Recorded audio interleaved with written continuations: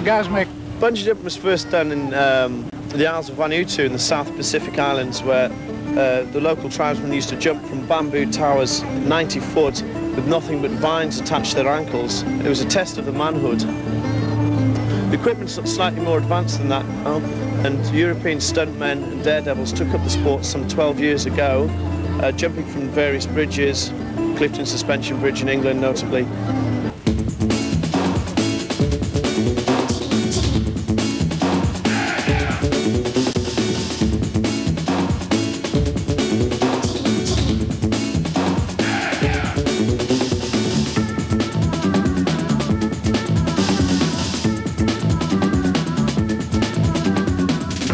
So easy.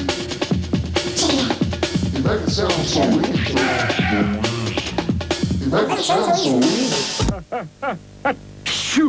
First thing a bungee jumper does when they arrive on site is enter the office, speak to my colleague Kirsten, who's usually running the office. She'll sit them down and go through the safety procedures and whether they can jump or not. After we've established the fitness of the jumper, they must join the club Extreme Sensations. They move on from that stage through to the first weighing, where it's explained that they're going to be weighed to select a bungee cord.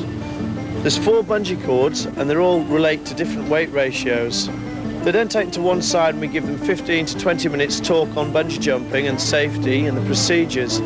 They're invited into the operations area, whereupon we weigh them on a second set of scales with a second licensed operator. Okay. Confirming the weight is correct, circles it and selects a coloured band that relates to the colour coding on the bungee cord.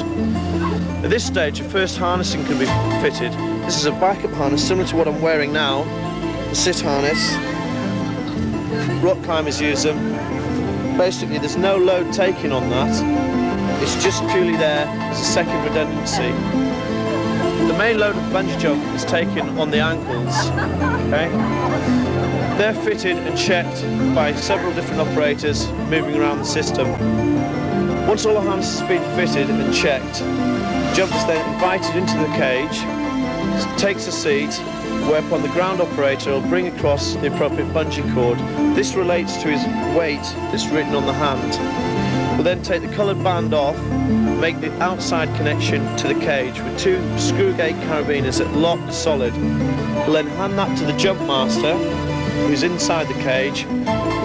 He'll check those to make sure they're safe. At this point, the ground controller is going to move inside the cage, connecting to the bottom ankle loop, checking the ankle loops, working up to the backup system, the backup harness, clipping into that, screwing the screw gate up tight, checking the harness is fitted correctly. As soon as the jumpers enter the jump zone, they're going through checking procedures. And we have 5 members of staff inside the jump zone and they're all checking each other's work.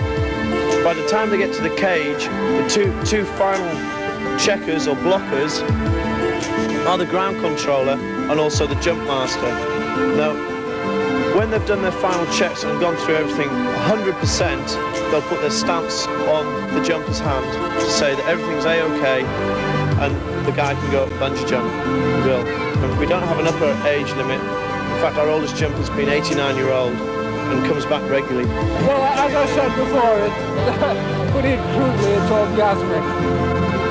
Having seen everything that's involved in bungee jumping, what we'd like is to invite you down to the site and get you to fly Bungee Airways. You bungee, me no.